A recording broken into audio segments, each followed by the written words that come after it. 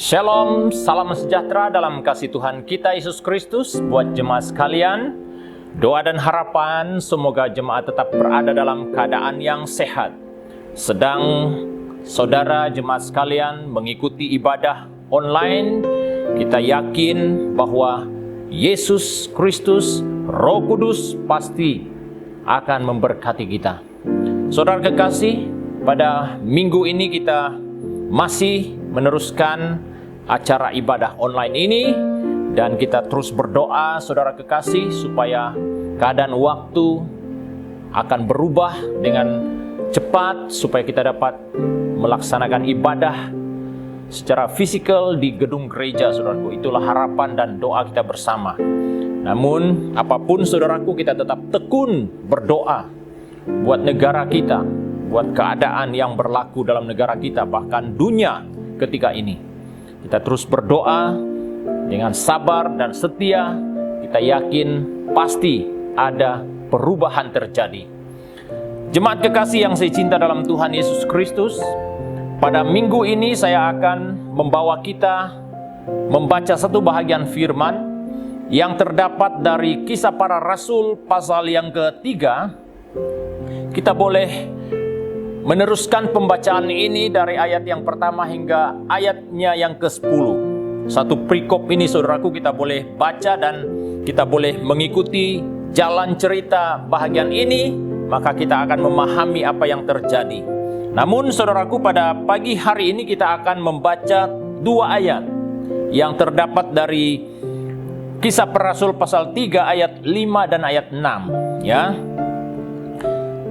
Ayat 5 berkata demikian, lalu orang itu menatap mereka dengan harapan akan mendapat sesuatu dari mereka. Ayat yang kelima, tetapi Petrus berkata, emas dan perak tidak ada padaku, tetapi apa yang kupunya, kuberikan kepadamu. Demi nama Yesus Kristus, orang Nazaret itu, berjalanlah. Puji Tuhan, demikian pembacaan firman. Sebelum kita bahas bahagian firman ini, jemaat kekasih, mari kita datang sekali lagi dalam doa kita. Pasti akan pimpin kita dalam doa supaya kita mendapat berkat daripada penyampaian firman ini. Mari kita datang dalam doa kita. Allah Bapa kami yang ada di dalam kerajaan sorga, kami kembalikan segala puji, syukur, hormat, kemuliaan kepadamu ya Tuhan, atas berkat dan limpah rahmat-Mu yang tidak pernah berkesudahan dalam hidup kami. Bapa, pada saat ini kami mau mempelajari kebenaran firman. Kami percaya Roh Kudus ada di dalam hati kami. Roh Kudus ada di tengah-tengah kami. Saat kami mendengar firman, Tuhan Engkau berbicara kepada kami. Kiranya Bapa melalui kebenaran firman ini dapat menjadi kekuatan baru dan menyegarkan rohani kami untuk membawa kami terus berdiri teguh dalam iman percaya kami. Bapa, hamba serahkan pemberitaan firman ini dari permulaan, pertengahan hingga selesai. Biarlah nama Tuhan dimuliakan, nama Tuhan Yesus diagung tinggi dalam pemberitaan ini. Segala perkara-perkara yang menghalang kami mendengar firman, yang menghalang konsentrasi kami ketika mendengar firman, kami berdoa dalam nama Yesus, kami patah lumpuhkan kuasa itu. Biarlah kuasa Roh Kudus-Mu Tuhan yang memimpin kami, menuntun hamba-Mu. Hamba yang berkata-kata juga Tuhan, urapi dengan kuasa Roh Kudus-Mu, agar kata-kata yang keluar dari bibir mulut hamba-Mu Bapa dapat diucapkan dengan sederhana dan dapat dimengerti oleh jemaat Tuhan yang mendengarnya. Terima kasih Bapa di sorga. Inilah doa permohonan kami, doa yang kami peralaskan hanya di dalam nama Tuhan Yesus, Juru Selamat kami yang hidup, yang bertakhta di sorga. Kami sudah berdoa. Haleluya. Amin. Amin. Jemaat kekasih yang saya cinta dalam Tuhan Yesus Kristus, pada hari ini kita akan mempelajari satu tema, yaitu ketika Kristus hidup di dalam gerejanya. Ketika Kristus hidup di dalam gerejanya. Saudara, apa yang kita bahas pada hari ini berkaitan dengan gereja, saudaraku, itu bukanlah berkata specifically ataupun secara terus berkaitan dengan gedung gereja. Bukan, saudaraku. Tapi apa yang saya perkatakan pada hari ini berkaitan dengan gerejanya adalah diri kita sendiri, saudaraku.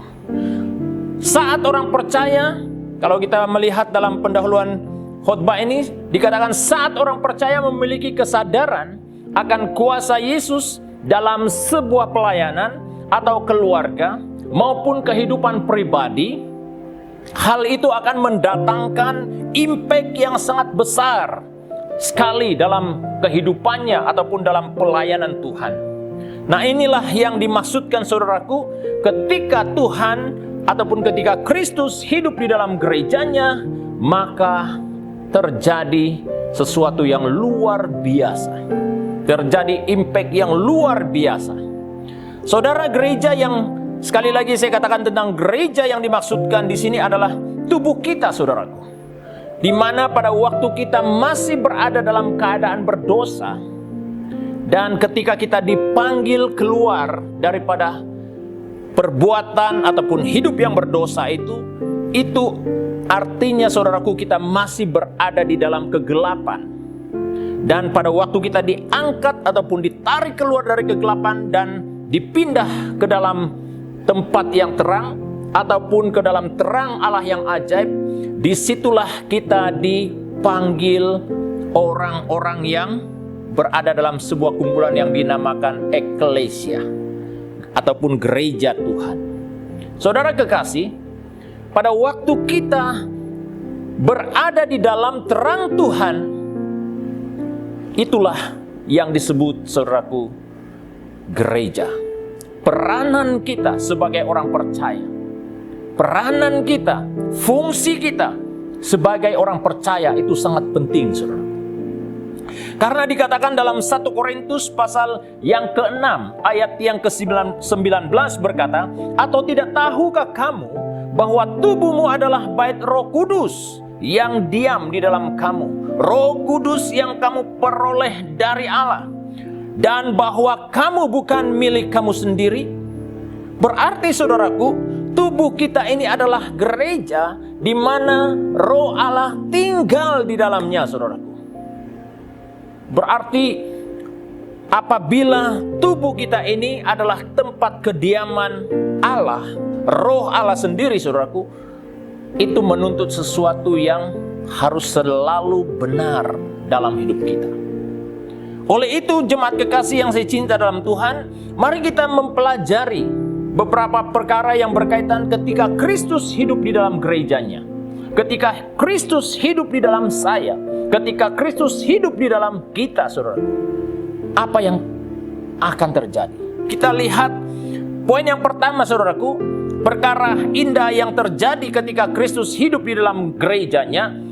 Yang pertama di sana, saudaraku, kita baca dari Kisah Para Rasul pasal yang ketiga ayatnya yang pertama, saudaraku, dikatakan di sana, pada suatu hari menjelang waktu sembahyang, ya, yaitu pukul 3 petang, naiklah Petrus dan Yohanes ke bait Allah. Saudara, apa yang terjadi ketika Kristus hidup di dalam gerejanya? Yang pertama di sana kita lihat ada disiplin rohani dan kesatuan terjalin, saudara. Dikatakan Petrus dan Yohanes pergi ke bait Allah untuk apa? Untuk berdoa, saudara. Mereka mencari wajah Tuhan. Mereka bersekutu dengan Tuhan.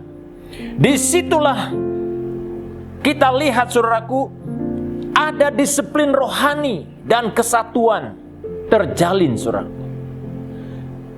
Dikatakan Petrus dan Yohanes melayani bersama ketika mereka menuju ke bait Allah untuk berdoa.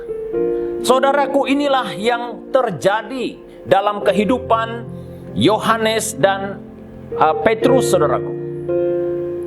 Dikatakan mereka memiliki jadwal doa yang teratur, memiliki jadwal doa yang konsisten, saudaraku. Bukan sekejap ada doa, sekejap tidak ada doa. Bukan, saudaraku. Mereka memiliki jadwal doa yang sangat disiplin, saudaraku, yang sangat teratur. Berarti gaya hidup doa itu pasti mereka pelajari daripada Yesus sendiri, saudaraku. Ketika Yesus bersama murid-muridnya pada waktu itu, apa yang Yesus tunjukkan, apa yang Yesus lakukan terhadap murid-muridnya. Yesus sendiri dia sangat disiplin dengan kehidupan doanya. Itulah yang dilakukan oleh Rasul Petrus dan Yohanes, saudaraku. Mereka melakukan disiplin doa itu secara teratur. Ada doa yang begitu sistematik dalam kehidupan mereka. Ada disiplin rohani, seperti mana yang telah ditekankan salah satu darinya, yaitu doa mereka teratur. Seperti mana yang kita ketahui bahwa doa itu adalah nafas hidup orang percaya. Doa itu adalah gambaran bahwa sesebuah pelayanan ataupun gereja berada dalam keadaan yang hidup, saudara. Coba kalau kita tidak bernafas, apa yang terjadi? Itu adalah gambaran orang itu sudah tidak bernyawa lagi, sudah mati, saudara. Tapi apa yang kita lihat dalam kehidupan ataupun disiplin rohani yang terjadi dalam kehidupan Rasul Petrus dan Yohanes, saudaraku, mereka sangat konsisten dalam doa-doa mereka. Kita lihat hasil kesatuan dalam doa. Doa yang teratur. Apa yang terjadi, saudaraku? Terjadi lawatan Tuhan dan kebangunan rohani yang dahsyat, saudaraku. Sudah tentu, saudaraku, sebelum pasal yang ketiga terjadi, di pasal yang kedua ada kebangunan rohani yang terjadi. Dikatakan orang-orang yang berkumpul di satu tempat, di rumah ataupun tempat berkumpul, dikatakan di sana, saudaraku, mereka mengalami lawatan Tuhan yang begitu dahsyat. Dan mereka dijamah oleh Tuhan. Dan mereka mengalami satu perubahan yang luar biasa dalam kerohanian hidup mereka, saudaraku. Terjadi di sana karunia-karunia rohani yang terjadi, karunia-karunia Roh Kudus terjadi, saudaraku. Penglihatan dan nubuat-nubuat terjadi, saudaraku. Oleh karena ada doa yang teratur, saudara. Saudara, merindukan sesuatu yang terjadi dalam hidup kita, harus apa, saudaraku? Kita harus membayar harga, saudara. Tidak ada sesuatu yang terjadi ataupun yang baik itu terjadi secara automatically, saudaraku. Tidak, saudaraku. Semuanya itu, saudaraku, dalam pelayanan Tuhan itu terjadi karena apa? Ada harga yang harus dibayar. Itulah yang dialami oleh Rasul Petrus dan Yohanes ketika itu, saudaraku. Saudara mau mengalami kehidupan yang baik dalam hidupmu? Saudara mau mengalami keluargamu mengalami perubahan dalam hidup mereka? Saudara mau mengalami pertumbuhan rohani yang konsisten dalam hidupmu? Bayar harga, saudara. Itu yang dilakukan oleh kedua hamba Tuhan ini. Mereka benar-benar hidup dalam doa mereka, saudara. Dan ada sasaran yang jelas, saudaraku, dalam doa-doa mereka. Tentu, saudaraku, sebagai orang yang telah dipilih oleh Tuhan ataupun sebagai hamba Tuhan, apa yang menjadi sasaran mereka? Pelayanan di mana mereka pergi, saudaraku, dan Injil yang diberitakan, itulah yang mereka doakan. Orang-orang yang mereka layani, itulah yang mereka doakan. Sehingga apa? Terjadi perubahan dan lawatan Tuhan yang begitu luar biasa. Ada sasaran doa dalam setiap apa yang mereka lakukan. Dikatakan ada hal-hal yang tidak mampu dilakukan oleh manusiawi kita.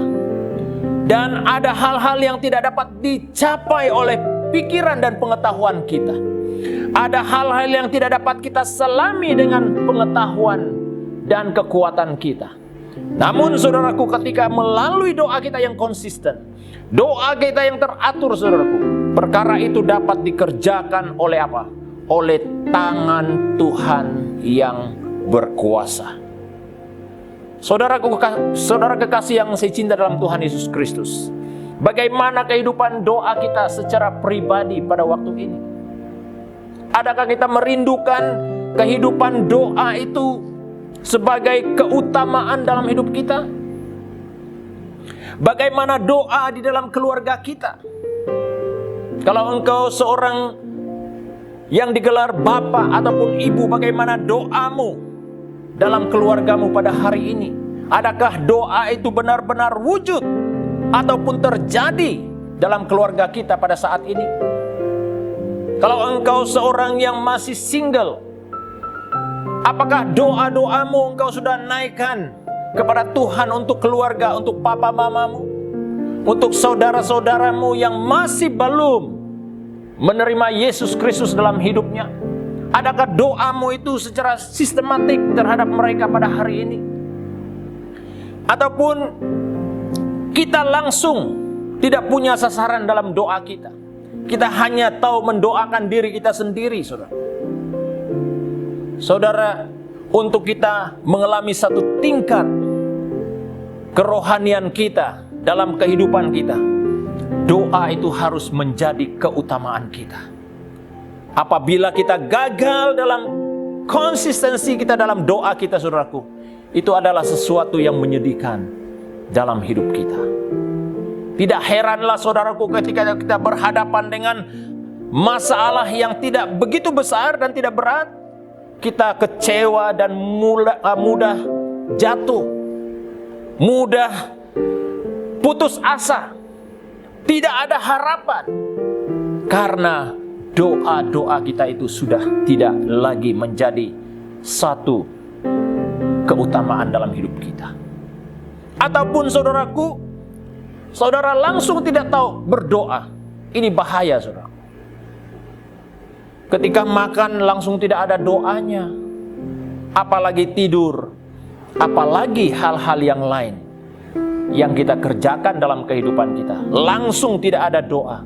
Saudara, seperti mana yang saya katakan tadi, itu adalah gambaran kerohanian, kekristenan yang sudah tidak berfungsi lagi.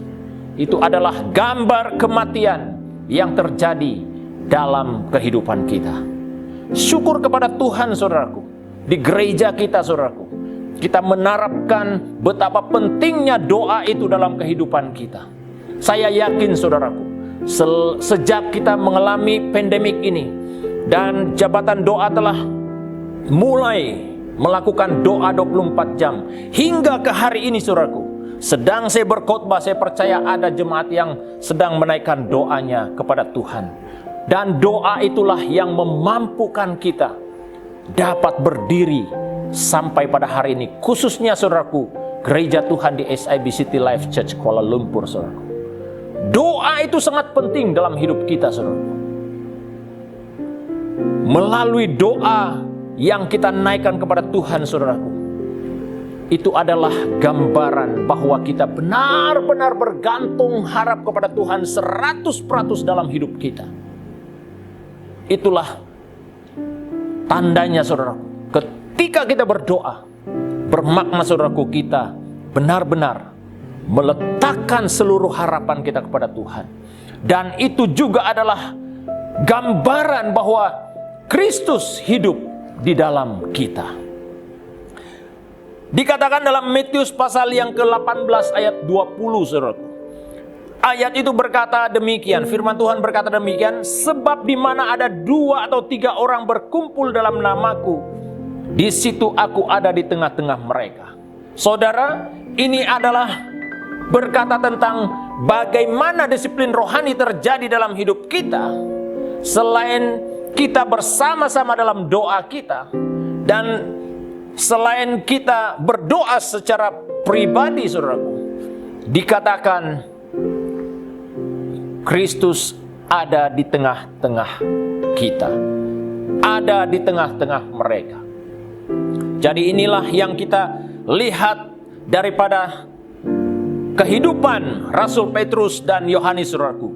Mereka ada disiplin rohani dan kesatuan dalam menaikkan doa mereka, khususnya buat pelayanan yang Tuhan telah percayakan kepada mereka. Saudara, seterusnya kita melihat perkara yang berikutnya, saudaraku. Perkara indah terjadi ketika Kristus hidup di dalam gerejanya. Yang kedua adalah ada kerendahan hati dalam memberitakan Injil keselamatan kepada mereka yang memerlukan juru selamat. Kalau kita baca ayatnya yang ketiga daripada Kisah Para Rasul pasal 3 ayat 4 dan ayat 5, mereka menatap dia, berarti Rasul Petrus dan Yohanes menatap wajah orang yang lumpuh itu. Dikatakan di sana, lihatlah kepada kami. Berarti Yohanes ataupun Petrus dan Yohanes minta supaya orang lumpuh itu melihat mereka. Dan seterusnya ayat yang kelima, lalu orang itu menatap mereka dengan harapan akan mendapat sesuatu dari mereka. Orang lumpuh itu menatap mereka, melihat mereka, dia berharap bahwa Petrus dan Yohanes akan memberi uang kepadanya, karena dia mengemis di pintu gerbang itu, saudara. Ayat yang ke-6, saya teruskan dengan pembacaan ayat yang ke-6. Tetapi Petrus berkata, emas dan perak tidak ada padaku, tetapi apa yang kupunyai, kuberikan kepadamu. Demi nama Yesus Kristus, orang Nazaret itu, berjalanlah. Ini yang dilakukan oleh Petrus dan Yohanes terhadap orang yang lumpuh itu, saudaraku. Apa yang kita lihat di sana? Mereka menerima orang lumpuh itu dengan penuh kasih, saudaraku. Mereka tidak lalu begitu saja, tapi mereka menerima orang lumpuh itu dengan penuh kasih. Saudara, inilah yang terjadi ketika Kristus hidup di dalam gerejanya. Ketika Kristus hidup di dalam kita, ada kerendahan hati terjadi dalam diri kita. Untuk apa? Memberitakan Injil keselamatan itu kepada orang-orang yang belum diselamatkan. Karena itu adalah poinnya, saudaraku. Karena itu adalah hal yang sangat penting untuk kita ketahui. Dikatakan dalam ayat yang keempat tadi, saudaraku, lihatlah kepada kami. Itu berkata tentang terjalinnya satu konteks perhatian di antara satu dengan yang lain. Berarti dalam kita memberitakan Injil ini kepada orang lain, apa yang kita harus lakukan? Harus apa? Membina hubungan dahulu, saudaraku. Baik itu sebagai orang yang di luar dari keluarga kita, kita apa? Bina hubungan dulu terhadapnya. Kalau dalam keluarga kita pun, saudaraku, kita memberitakan Injil kepada keluarga kita, kepada anak-anak kita, apa yang harus kita lakukan? Bina hubungan terlebih dahulu dengan mereka.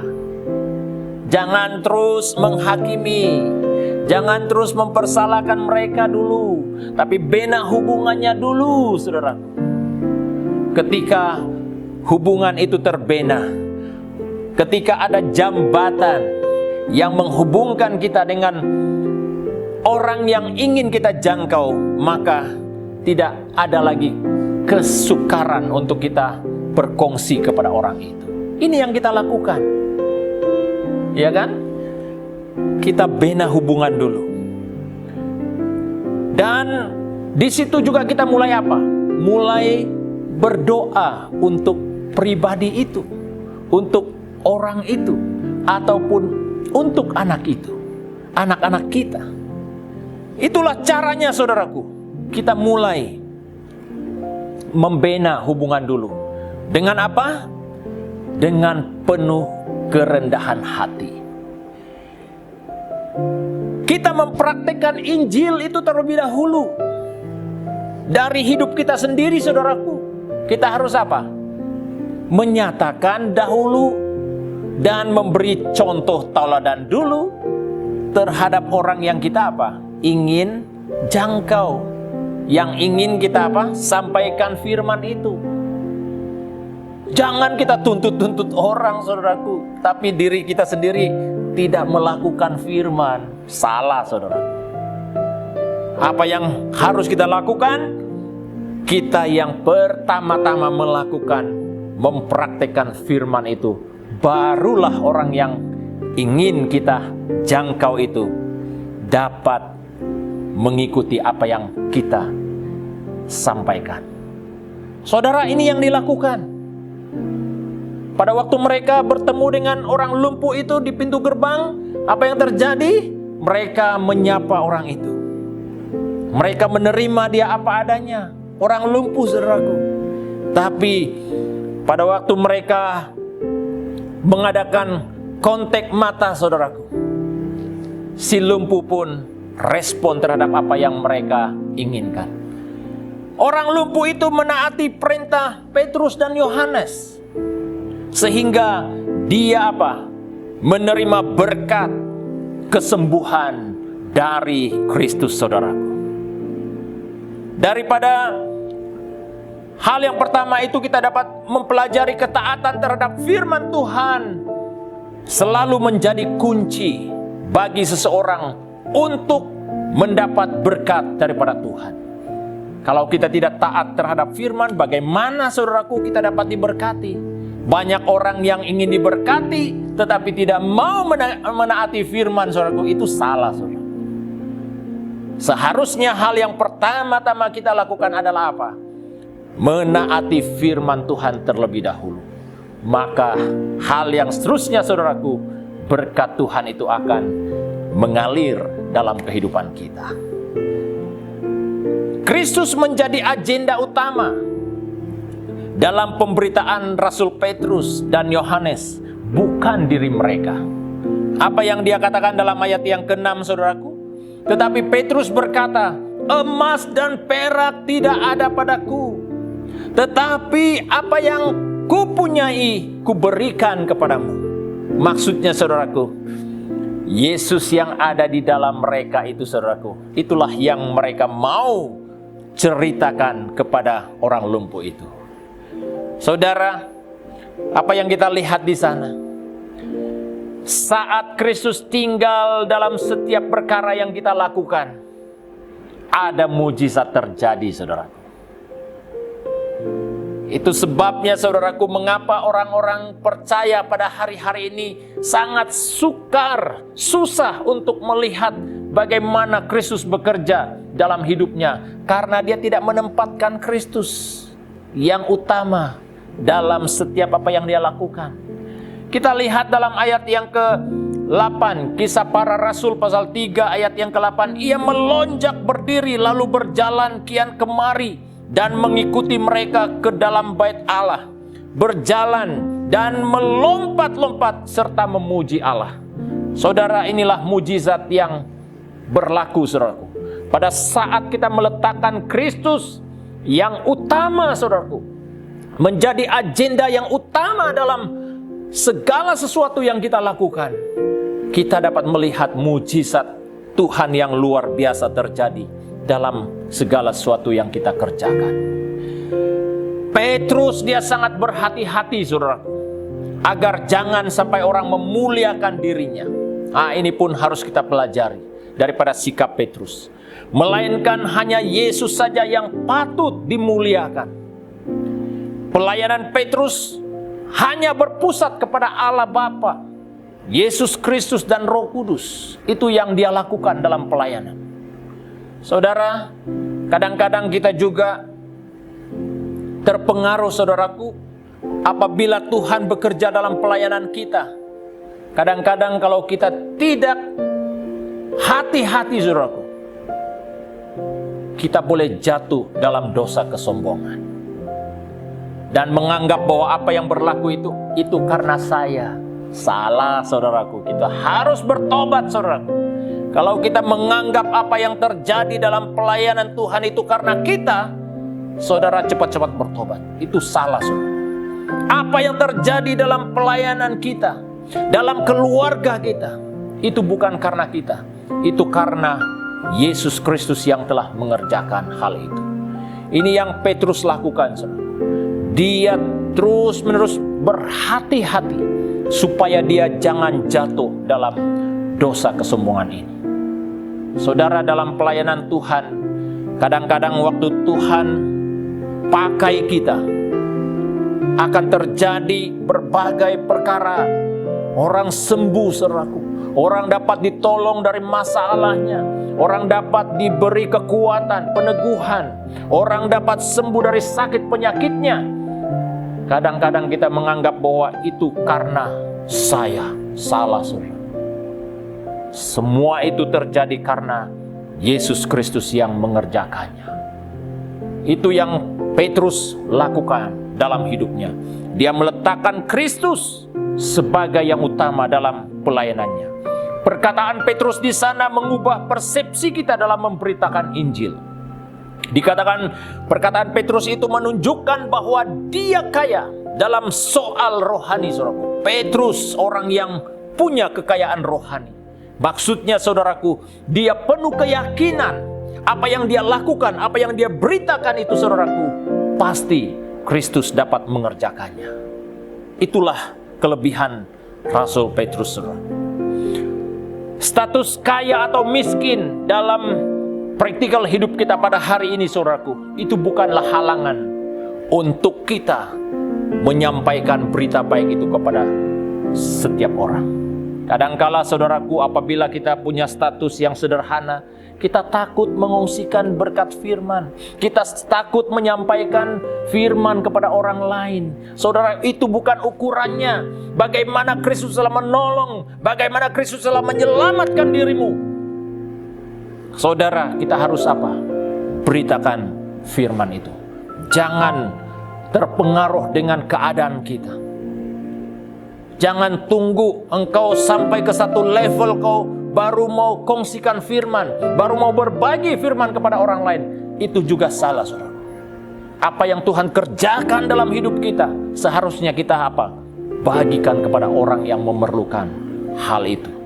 Yang memerlukan berita baik itu dalam hidupnya. Itu yang harus kita lakukan.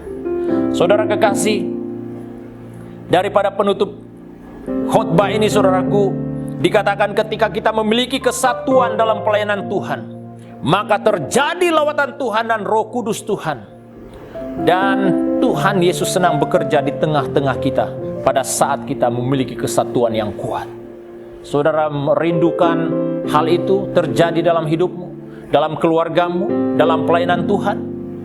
Kita harus bina kesatuan kita yang kuat di dalam Yesus Kristus.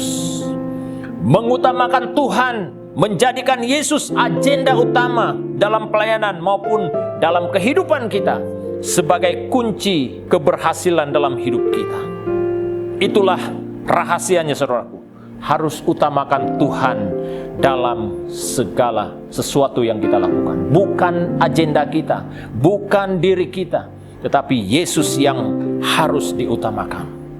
Yang terakhir, mujizat hanya terjadi ketika Yesus Kristus hidup di dalam gerejanya. Saudara, inilah pegangan kita, keyakinan kita. Pada saat Yesus hidup di dalam gerejanya, di dalam kita, saudaraku, akan terjadi mujizat-mujizat yang berada di luar dugaan kita. Demikian firman Tuhan yang disampaikan pada hari ini. Saya percaya berkat firman Tuhan ini dapat menguatkan, meneguhkan iman kita semua yang sempat mendengar firman ini. Sebelum itu, saudaraku, mari kita datang sekali lagi dalam doa kita, dan pastor akan pimpin kita di dalam doa. Segala puji, syukur, hormat, kemuliaan kami kembalikan kepadamu Bapa di sorga, atas berkat penyertaan pada waktu firman-Mu disampaikan. Kami mohon ya Tuhan, kiranya berkat firman yang telah kami sampaikan ini Bapa, mengambil tempat dalam hati kami, menguatkan kami, meneguhkan iman percaya kami, agar kami sentiasa mengandalkan Tuhan dalam apapun yang kami lakukan. Bapa Surgawi, pada kesempatan ini hamba mau berdoa buat jemaat Tuhan yang ada di gerejamu SIB City Life Church Kuala Lumpur. Hamba berdoa ya Tuhan untuk setiap pribadi. Tolong mereka Bapa di sorga dalam segala apapun yang mereka lakukan. Dalam pekerjaan mereka setiap hari, mohon ya Tuhan, tolong mereka. Tuhan Kau berkati mereka yang masih belajar Tuhan. Berkati studi mereka Bapa di sorga. Dalam apapun usaha yang mereka lakukan, kami yakin Tuhan hikmat surgawi akan memenuhi hati dan akal pikiran mereka Bapa, agar mereka dapat melakukan dan memenuhi tanggung jawab mereka sebagai mahasiswa, mahasiswi, dan mereka yang belajar. Kami yakin Bapa di sorga, melalui penyertaan pimpinan-Mu ya Bapa di sorga, kami semua tetap berada di dalam perlindungan Tuhan. Sekali lagi Bapa, hamba mohon penyertaan-Mu ya Tuhan. Kau lindungi kami Bapa di surga dengan kuasa darah-Mu, agar kami dijauhkan daripada segala bahaya, sakit penyakit, dan rencana jahat manusia. Tuhan yang melindungi dan menyertai kami sepanjang minggu yang akan datang ini. Biarlah nama Tuhan dimuliakan, nama Tuhan diagung tinggi. Terpujilah nama Bapa di surga.